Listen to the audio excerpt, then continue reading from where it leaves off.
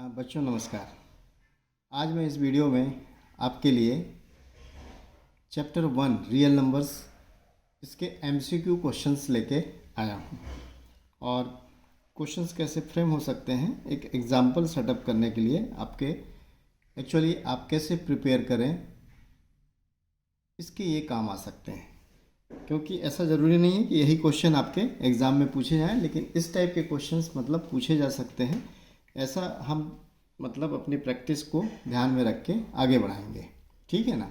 तो इसमें जो सबसे पहला क्वेश्चन है आपका question number 1, if LCM of A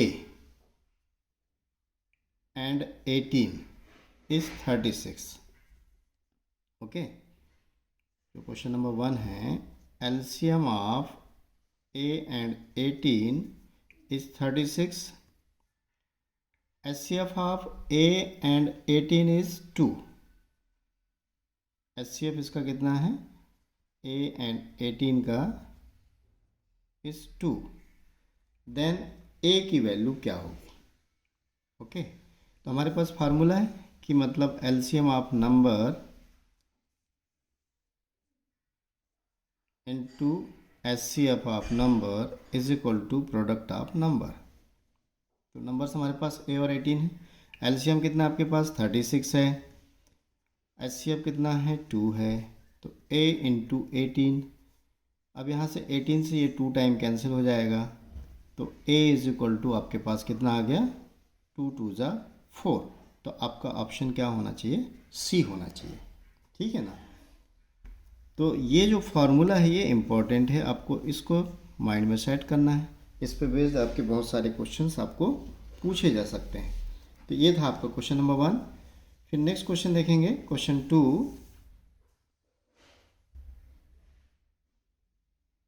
in this question if P and Q are coprime numbers. Okay, P and Q coprime numbers हैं।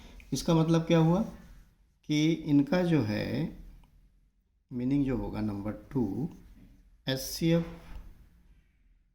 Of P and Q 1 होगा। मतलब इसमें 1 के अलावा और कोई कॉमन फैक्टर नहीं होगा। ओके, 1 के अलावा और कोई कॉमन फैक्टर नहीं होगा, ये ध्यान रखना है। Then P² and Q² are, ये अब कैसे नंबर होंगे? तो देखिए फॉर एग्जांपल जैसे हमने ले लिया 3 एंड 10, दोनों में कॉमन फैक्टर क्या है? 1 है। ओके, मतलब ये दोनों आपस में क्या है? को प्राइम है। अब इनका स्क्वायर करेंगे आप तो 3² हुआ, और इसका स्क्वायर करेंगे तो ऑब्वियसली ये 10² हुआ। ज़्यादा से ज़्यादा इसको आप क्या लिख सकते हैं? 2² इंटू 5²। तो अगेन अब इनमें आप यदि कॉमन फैक्टर चेक करते हैं तो वो कॉमन फैक्टर आपका 1 ही होगा। आया ना समझ में?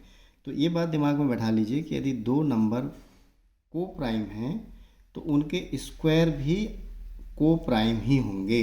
तो इसका जो ऑप्शन होगा ये फर्स्ट ऑप्शन होगा, ठीक।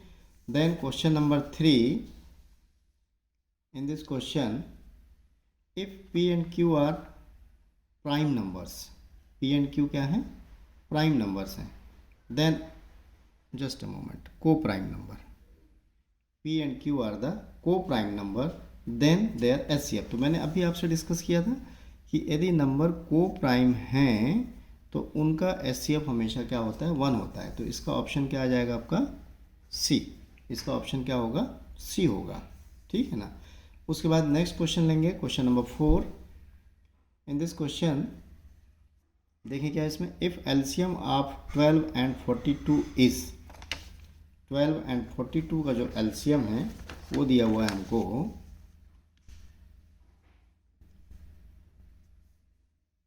एलसीएम बोला है। LCM of 12 and 42 is 10m + 4। जब इतना लिख लिए तो क्वेश्चन आसान हो जाता है। अब इसका एलसीएम निकाल लीजिए, आपकी जो भी मेथड आपको आती है उस मेथड से इसको फॉलोअप कर लीजिए, है कि नहीं। आप चाहें तो ये वाली मेथड भी यूज़ कर सकते हैं। सबसे पहले फर्स्ट प्राइम नंबर ले लिया, 2 6 ज़ा 12, 2 2 ज़ा 2 1 ज़ा, अब ये 2 से अगेन डिविजिबल है, तो 2 3 जा 6, 21 नहीं है तो एज इट इज़ कैरी कर लिया। अब 3 से है, 3 1 जा एंड 3 7 जा। नाउ अब किससे होगा, 1 और 7 1 जा। तो यहाँ पे इसका जो एलसीएम आएगा ये आ जाएगा 2 स्क्वायर इंटू 3 इंटू 7। इसको मल्टीप्लाई कर लीजिए तो ये 4 इंटू 3 इंटू 7, 7 3 ज़ा 21 इंटू 4, तो 4 1 ज़ा 4, 4 2 ज़ा 8, यानी कितना आ गया, 84 आ गया। तो 10m plus 4 is equal to 84। 4 को इधर शिफ्ट कर लें तो 10m is equal to 84 minus 4 80 आ जाएगा। तो आपके पास m is equal to 80 upon 10 means 8 आ गया। तो ऑप्शन आपका क्या होना चाहिए इसमें, ऑप्शन बी होगा, इसका आंसर 8 होगा। ऐसी एचसीएफ को भी यूज़ करके क्वेश्चन फ्रेम हो सकता है ना। आपको बोल देगा कि HCF of the two number is this type of form then find the, तो अगेन आपको क्या करना है, उसका एचसीएफ निकाल लेना, उसके इक्वल इसको कर देना है और सॉल्व करके वैल्यू फाइंड आउट करना है। तो ये था आपका question number 4। Question number 5, in this question देखेंगे क्या है, the value of HCF of the numbers. कौन कौन से नंबर्स हमारे पास,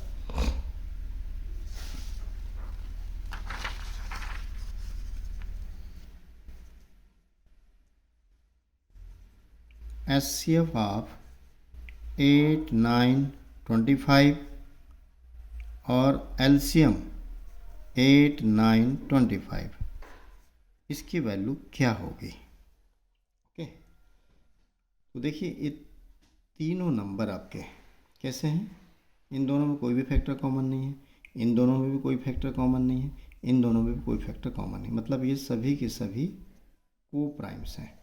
क्या हैं, तीनों म्यूचुअली को प्राइम्स हैं। जब ये को प्राइम्स हैं तो इनका कॉमन फैक्टर 1 ही होगा, तो इनका एचसीएफ कितना आ जाएगा, 8 9 25 इज इक्वल टू कितना आ गया आपके पास, 1। और जब नंबर को प्राइम होते हैं तो एलसीएम क्या होता है, ध्यान रखिए, सिंपली उनका मल्टीप्लिकेशन। समझ में आया कि नहीं। तो अब इनको मल्टीप्लाई कर लें तो 25 8 जा 200 इंटू 9 इज इक्वल टू आ गया आपके पास 1800। तो इस तरह से आपके पास वैल्यू कितनी आ गई है, 1 इंटू 1800, और रिजल्ट कितना आ गया, 1800। इसको आप चाहें तो दूसरे, अभी हमने इसके पहले एक फार्मूला देखा था कि HCF into LCM is equal to product of numbers. इसको भी फॉलो करके कर सकते हैं। तो एलसीएम एचसीएफ आप इनका जो भी होगा है ना, वो वैल्यू किसके इक्वल होना चाहिए, प्रोडक्ट ऑफ नंबर्स के। तो मतलब सिंपली 8 इंटू 9 इंटू 25 आ जाएगा। तो इससे भी आपको रिजल्ट क्या मिलेगा, 1800। तो इसका ऑप्शन आ गया आपका बी। नाउ क्वेश्चन नंबर 6, इस क्वेश्चन में देखें क्या पूछा है, इफ ए, ओके, ए दिया हुआ है हमारे पास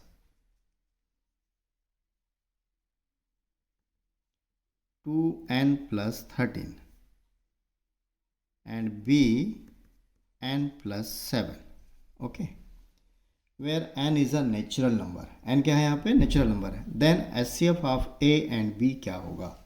तो सिंपली आप क्या करें, इसमें n की वैल्यूज़ जो हैं 1 2 3 4 ऐसा पुट करके देख लीजिए, ठीक, बाय इंस्पेक्शन मेथड से इसको सॉल्व करेंगे। तो जब हमने यहाँ पे 1 पुट किया तो क्या आ जाएगा, 2 1 जा 2 प्लस 13 इज इक्वल टू 15। इसमें 1 पुट किया तो 1 प्लस 7 इज इक्वल टू 8, यानी नंबर क्या आ गया, 8 एंड 15। 2 पुट करते हैं तो 2 2 जा 4 प्लस 13, यहाँ पे हमने n 1 लिया है, यहाँ पे n क्या ले रहे हैं, 2 ले रहे हैं। तो ये आ गया आपका 17, और यहाँ पे 2 प्लस 7 इज इक्वल टू 9, ठीक, 17 एंड 9 मिला आपको। सिमिलरली आपने n इज इक्वल टू 3 ले लिया, तो ये आ गया आपके पास 3 2 जा 6 प्लस 13 इज इक्वल टू 19, और यहाँ पे हमने 3 लिया तो 3 प्लस 7 इज इक्वल टू 10। तो ये नंबर आपके 19 और 10। अब देखिए और भी हम वैल्यू पुट कर सकते हैं, अब इनको ऑब्जर्व करिए। 15 और 8, इसमें 1 के अलावा और कोई कॉमन फैक्टर नहीं है। इन दोनों में भी 1 के अलावा कोई कॉमन फैक्टर नहीं है। इन दोनों में भी 1 ही कॉमन फैक्टर है। मतलब ये नंबर आपस में क्या मिल रहे हैं आपको? For every natural value of n, a and b are coprimes. क्या है ये? को-प्राइम्स हैं। और को-प्राइम्स हैं तो को-प्राइम्स का HCF हमेशा क्या होता है? 1 होता है। HCF हमेशा क्या होता है? 1। और इस तरह से मतलब इसका ऑप्शन क्या होना चाहिए? ये 1 लिखा हुआ है ऐसी पेज, तो ऑप्शन इसका बी होगा। तो ये था आपका question number 6। Next question, question number 7। Seventh question में क्या बोल रहा है? LCM of this 3-4 number will not be a multiple of, will not be a multiple of। तो आप इसका एलसीएम निकालें तो 5, 8, 12 एंड 20। सबसे पहले हम 2 से डिवाइड करते हैं। 5 एज इट इज़ कैरी होगा, 2 4 जा, 2 6 जा एंड 2 10 जा। अगेन 2 से डिवाइड होगा, 5 एज इट इज़ कैरी हो गया, 2 2 जा, 2 3 जा, 2 5 जा। अगेन 2 से डिवाइड होगा क्योंकि 2 है यहाँ पे, 5 1 जा, 3 एंड 5। अब जो है 3 से ले लें तो 5 एज इट इज़ कैरी, 3 1 जा, 5 एज इट इज़ कैरी। और आगे चलें, अब 5 से 5 1 जा, 1 1 5 1 जा। तो आप देख रहे हैं कि जो एलसीएम आ रहा है वो कितना आ गया? 2⁻³ इंटू, है ना, 1 2 3, 3 इंटू 5। ओके, अब देखिए यहाँ 5 है, मतलब ये ऑप्शन नहीं हो सकता। यहाँ पे 3 है तो ये वाला ऑप्शन भी नहीं हो सकता, ठीक है ना। उसके बाद 9, तो यहाँ 9 बन रहा है क्या? नहीं बन रहा है ना। 3 केवल एक ही है हमारे पास, तो एक भी है ऑप्शन में। और ये 2 देख रहे हैं आप, तो 2 है यहाँ पे, तो ये भी नहीं हो सकता। मतलब आंसर आपका क्या होगा? 9 होगा। ठीक, कि जो है इसका एलसीएम 9 का मल्टीपल नहीं है। 3 का तो है बट 3 सिंगल फैक्टर है। यदि 3⁻2 होता तो 9 का भी मल्टीपल हो जाता। तो ये था आपका क्वेश्चन नंबर 7। अब नेक्स्ट क्वेश्चन जो है question number 8। In this question हमको देखना है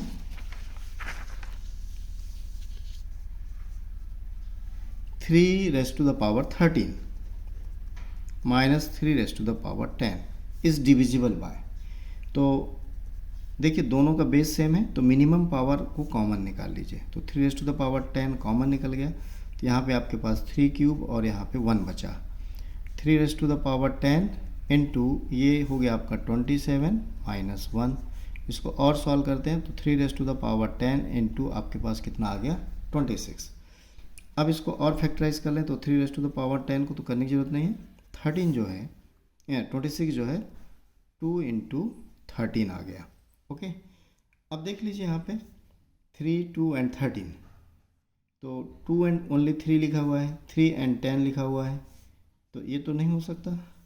2 3 तो हैं, 3 2 10 ये भी नहीं हो सकता। अब आपके पास आता है कि इस डिविजिबल बाय, तो इससे भी डिविजिबल है कि नहीं, और इससे भी है। ये क्वेश्चन मैंने केयर नहीं किया, है ना। ये दोनों ऑप्शन हो सकते हैं, तो आपको थ्रू आउट इन पूरे को ध्यान में रखते हुए अभी फ़िलहाल डी में आप आंसर ले लीजिए, है कि नहीं। क्योंकि 2 3 से भी ये डिविजिबल होगा, क्योंकि 2 और 3 यहाँ फैक्टर हैं। ठीक, यहाँ पे कुछ और ऑप्शन डाल दें हम, एंड 7 डाल देते हैं, तो ये ऑप्शन आपका कट हो जाएगा। ओके, तो आपका इसका आंसर हो गया डी। नेक्स्ट क्वेश्चन, पाई -22/7। अब पाई -22/7 आपको मालूम होना चाहिए कि पाई कैसा नंबर है?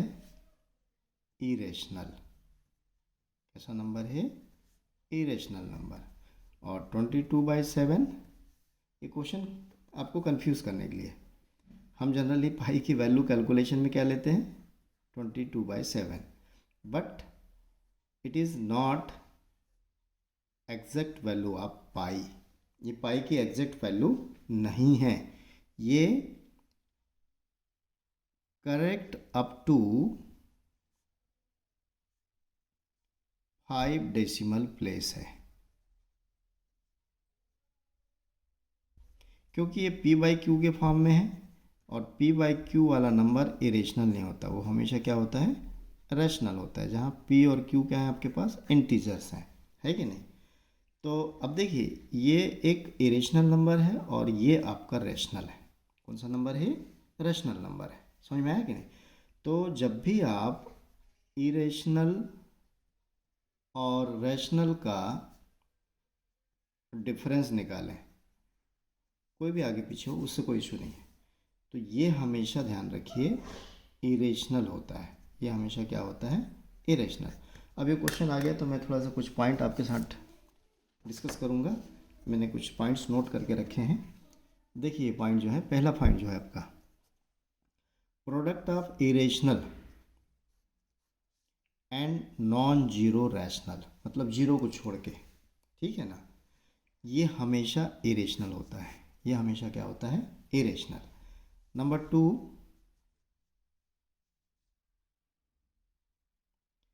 Division of irrational number and again non zero rational number, ये भी हमेशा क्या होगा, इरेशनल होगा, ये भी हमेशा क्या होगा, इरेशनल। उसके बाद product and division of two irrational number is some time rational and some time irrational, है ना। इसको थोड़ा सा समझने का प्रयास करते हैं कि सम टाइम रैशनल और सम टाइम इरेशनल कैसे हो सकता है ना। प्रोडक्ट एंड डिवीजन, तो पहले मैं प्रोडक्ट की बात कर लूँ, ओके। तो प्रोडक्ट आप टू इरेशनल नंबर, जैसे हमने ले लिया √2 इंटू -√2, दोनों इरेशनल है, इसको मल्टीप्लाई करेंगे तो -2 आ जाता है और ये क्या हो गया, रैशनल हो गया, है कि नहीं। लेकिन यही चीज़ मतलब मान लीजिए कि √3 इंटू -√2 होता तो ये आपका -√6 होगा और ये नंबर कैसा आपका, इरेशनल, है कि नहीं, ये आ जाएगा इरेशनल, ये ध्यान रखेंगे। तो इस तरह से मतलब ये product, same thing for division. अब आपने √2 अपॉन -√2 कर दिया तो ये वैल्यू आपकी -1 हो जाएगी, या आपने ले लिया कि 2 + √3 अपॉन -2 -√3, ठीक, तो इसको भी सॉल्व करेंगे, वैल्यू आपको कितनी मिलेगी, -1 मिलेगी। तो ऐसी कुछ कंडीशन है, तो ये ध्यान रखिएगा कि जब टू इरेशनल नंबर को हम मल्टीप्लाई या डिवाइड करें तो ये हमेशा जो है, मतलब हमेशा नहीं, है ना, सम टाइम इसकी वैल्यू रैशनल होगी और सम टाइम इसकी वैल्यू इरेशनल होगी। उसके बाद थर्ड पॉइंट, नेक्स्ट पॉइंट है आपका फोर्थ वाला, कि addition and subtraction of rational number and irrational number is always irrational, है ना समझ। एडिशन ऑफ, क्या क्या लिया हमने, रैशनल और इरेशनल, तो ये ध्यान रखिए, जैसे हमने ले लिया कि 2 + √3, तो ये रैशनल, ये इरेशनल है, या 4 - √7, ये डिफरेंस हो गया, है ना, या रूट आपने ले लिया 10 - 15 लाइक दिस, ठीक, या आपने ले लिया √10 - √5, यदि दो इरेशनल भी लेते हैं। तो addition and subtraction of rational number, अभी तो हम रैशनल की बात कर रहे हैं तो इस ऑप्शन को छोड़ दीजिए अभी, है कि नहीं, इज़ ऑलवेज इरेशनल। उसके बाद addition and subtraction of two irrational number, ठीक, अब दोनों इरेशनल की बात कर रहे हैं। Two irrational number is sometimes rational and sometimes irrational, तो उसका भी वही रीज़न है, जैसे हमने ले लिया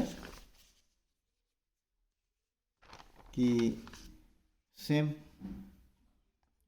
√2 -√2 डिफरेंस निकाल दिया आपने तो ये 0 हो जाता है कि नहीं, या हम प्लस कर रहे हैं, मान लीजिए -√3 + √3, है ना, तो ये आपका 0 हो जाता है। तो जब ये सेम मैग्नीट्यूड के इरेशनल नंबर होंगे और उनका साइन अपोजिट होता है तो उस कंडीशन में ये रिजल्ट रैशनल मिलता है। अदरवाइज जैसे ये हमने ले लिया कि √10 - √15 या 5 जो भी लेना है, तो ये दोनों डिफरेंट मैग्नीट्यूड के हैं, तो इनका चाहे डिफरेंस निकालें आप या सम निकालें, ये हमेशा इरेशनल होगा, ठीक। तो ये पॉइंट बहुत इंपॉर्टेंट है, इस पर बहुत सारे क्वेश्चंस फ्रेम हो सकते हैं, आपको ध्यान रखना है। ठीक, तो वही चीज़ यहाँ पे आ रही कि इरेशनल और रेशनल नंबर है ना, इन दोनों का डिफरेंस। ठीक, तो ये हमेशा क्या होता है, इरेशनल। ओके, तो ये इंपॉर्टेंट पॉइंट था। तो ये क्वेश्चन नंबर 9 का ऑप्शन क्या हो जाएगा, एन इरेशनल नंबर। फिर नेक्स्ट क्वेश्चन है आपका क्वेश्चन नंबर 10। अब इसमें क्या बोल रहा है कि if p upon q is a rational number where p q are integers and q is not equal to 0 and HCF of p q is equal to 1, है ना, मतलब दोनों को प्राइम है। तो then what will be the condition on q show that the decimal expression of p by q is irrational, है कि नहीं। जब ये को प्राइम होते हैं तो उस कंडीशन में भाई p अपॉन q है हमारे पास, ये को प्राइम है, तो यदि q जो है only 2 raise to the power m होगा, या q is equal to only 2 raise to the power n होगा, या q is equal to 2 raise to the power m into 5 raise to the power n, exactly इस form में यदि है, are situation है ना, और है, तो ये हमेशा टर्मिनेटिंग होता है, ये हमेशा क्या होता है, टर्मिनेटिंग। ठीक, और ये कितने प्लेस पे टर्मिनेट होगा, ये पावर पे डिपेंड करेगा। यहाँ तो ये इंडिविजुअल सिंगल सिंगल है, सॉरी ये 5 ले लीजिए इसको, 5 raise to the power. Okay, तो ये पावर कितनी है, यदि पावर 4 है तो 4 प्लेस पे होगा, या जैसे ये है मान लीजिए पावर 3 है तो 3 प्लेस पे होगा। और जब ये दोनों होंगे तो दोनों में जिसकी पावर हाईएस्ट होगी उतने प्लेस पे टर्मिनेट होगा। तो इसका ऑप्शन क्या होना चाहिए, ए होगा, फर्स्ट वाला। ठीक, and last question of this video, which of the following is not an irrational number, इनमें से कौन जो है इरेशनल नंबर नहीं है, ये देखना है आपको। ठीक, तो एक चीज़ ध्यान रखिए आप कि जो हमारे पास नेचुरल नंबर है, √1, √2, √3, √4, √5, √6, √7, √8, √9, √10 सो। तो यहाँ पे जिन पे रूट है उनमें से मैं कुछ राउंड कर रहा हूँ, है ना। इस इनके रूट ओवर के अंदर जो नंबर है आगे और आएगा 16, 36, 49, है ना, 64, 81 लाइक दिस। ये सब क्या है, परफेक्ट स्क्वायर नंबर है। क्या है ये, perfect square number. Okay, these are the perfect square number.